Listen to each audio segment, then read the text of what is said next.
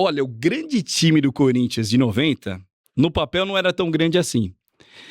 E no investimento também não, menos ainda, porque foi um dos times campeões nacionais mais baratos que eu já vi, né? Pelo orçamento do Corinthians naquele ano.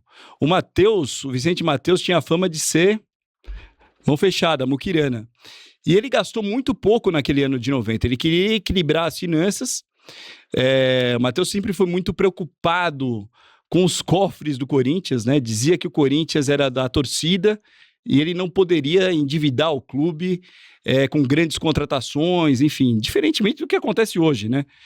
E o Matheus optou por trazer um time bem barato, bem modesto. O técnico era o Basílio no começo do ano. E aí ele contratou poucos jogadores naquele período, né, no começo do ano. Por exemplo, ele vendeu o Jorge Luiz, perdeu o Jorge Luiz para a Portuguesa, que era o quarto zagueiro, e aí ele precisava de uma peça de reposição. E aí foi indicado o Guinei, que jogava no São Bento de Sorocaba. Ele foi para Sorocaba para contratar o Guinei, e o presidente do São Bento de Sorocaba, que era um admirador do Matheus, falou: olha, tem um outro jogador aqui que pode ser útil para você, que você pode levar aí como uma espécie de contrapeso, o Tupanzinho, que faria o gol do título de 90. Fora o Guinei e o Tupanzinho, naquele começo do ano, o Corinthians contratou o Jairo, que veio do Criciúma, volante, e contratou também, durante o Campeonato Paulista, contratou o Guina, que era um centroavante revelado pelo Palmeiras, mas que tinha rodado aí vários clubes, se não me engano estava no Ferroviário do Ceará. O Guina acabou não dando muito certo no Corinthians, o Jairo foi um reserva, acabou sendo importante, né, naquele ano, e especialmente para o Campeonato Brasileiro, para aquele Campeonato Brasileiro, o Corinthians fez mais algumas contratações baratas.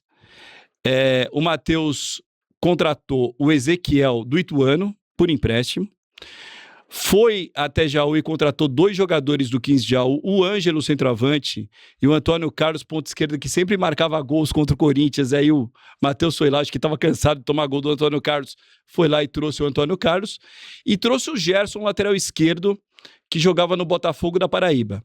Quer dizer, foram apenas pro Campeonato Brasileiro mesmo, que aí o time já era dirigido pelo Nelson Batista, não era mais o Basílio, o Nelson Batista entrou na 3ª rodada do Campeonato Brasileiro.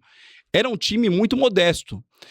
E 2 jogadores foram reintegrados, que eram do Corinthians, mas estavam emprestados nesse período aí. O Jacenir, que era jogador do Corinthians desde 86, mas tinha rodado por vários times sendo emprestado pelo Corinthians, Atlético Paranaense, Novo Horizontino, Catanduvense. E o Paulo Sérgio, que tinha feito um campeonato sensacional no Novo Horizontino. O Paulo Sérgio, que é o Paulo Sérgio do Tetra, que fez parte da seleção brasileira tetracampeã.